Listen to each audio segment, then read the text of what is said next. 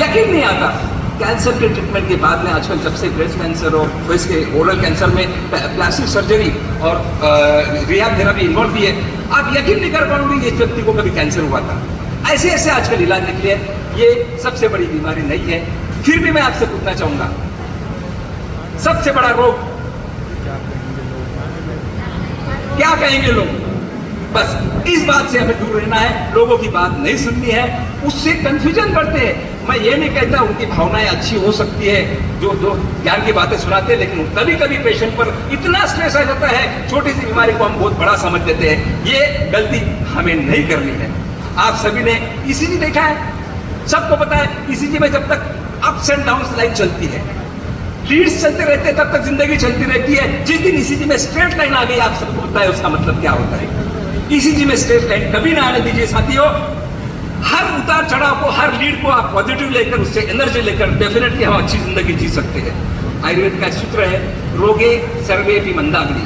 सभी रोगों का मूल हमारे मंदाग्नि, मतलब हमारे पेट में होता है, हमारे स्टमक में होता है। बस यहाँ से सब शुरू होता है, उसको हमें ध्यान रखना है। खान पान का हमें बहुत ज्यादा ध्यान रखना है। जहां तक डाइट का सवाल है, एक बहुत अच्छा सूत्र आयुर्वेद ने हमें दिया है, अन्नेन पूरयेत अर्धम तोयेन च तृतीयकम उदरस्य तुर्याश संरक्षेत वायुचालने।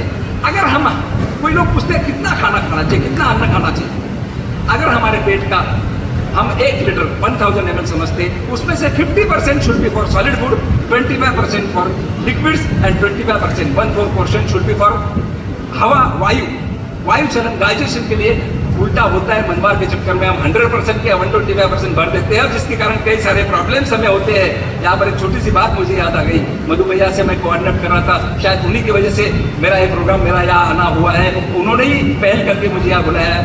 एक दिन उन्होंने पूछ लिया, डॉक्टर साहब आजकल मार्केट जाना पड़ता है, काफी प्रॉब्लम्स रहते हैं, मुझे डाइट लिख के दीजिए, मुझे डाइट बताइए। मैंने उनकी हिस्ट्री ली और उनको पूरी डाइट लिख के भेज दी। उन्होंने पूरी डाइट पढ़ ली और शाम को मेरे को फोन करते हैं, डॉक्टर साहब डाइट तो लिख के दिया, यो बड़ी बताए जिमंडरा पहले ले लिया, जिमंडरा बाद में लिया। ऐसा कभी कभी होता है। बस एक आखिरी की एक बात कहकर मैं आपसे विदा लूंगा। गांव में नीम के पेड़ कम हो रहे हैं और परिवारों में कड़वाहट आ रही है, जुबान पे मिठास कम हो रही है और शरीर में शुगर आ रही है। शरीर में शुगर आने के लिए हमें जबान पे मिठास लाना जरूरी है, ये बात बिल्कुल ध्यान रहे। अंत में फिर से सीनियर सिटीजन के लिए एक बात कहते हुए मैं मेरे शब्द समाप्त करूंगा।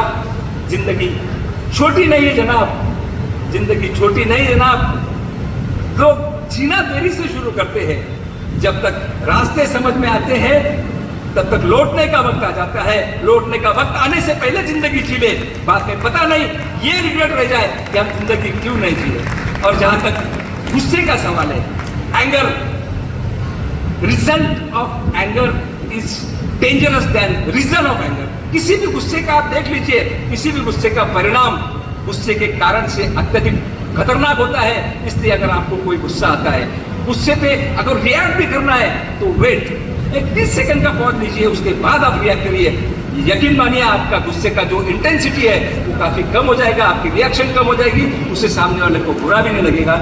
बहुत आनंद हुआ अमरावती वालों ने, अपनों के बीच, अपनों के द्वारा जो सत्कार होता है बहुत खुशी होती है। यहाँ पर मेरे परिवार के ओम चाचा चाची सब लोग बैठे, मैं बैठ रहा, आपकी अपनी अमरावती की बेटी डॉक्टर अल्पना यहाँ पर है, इन लोगों के सामने सत्कार हुआ, बहुत खुशी की बात है। और आप लोगों ने जो सम्मान दिया, मेरे कई सारे सम्मान हुए, लेकिन इस सम्मान को मैं विशेष रूप से याद रखूंगा। सभी का दिल से धन्यवाद। जय महेश, जय श्री कृष्ण। बहुत बहुत धन्यवाद।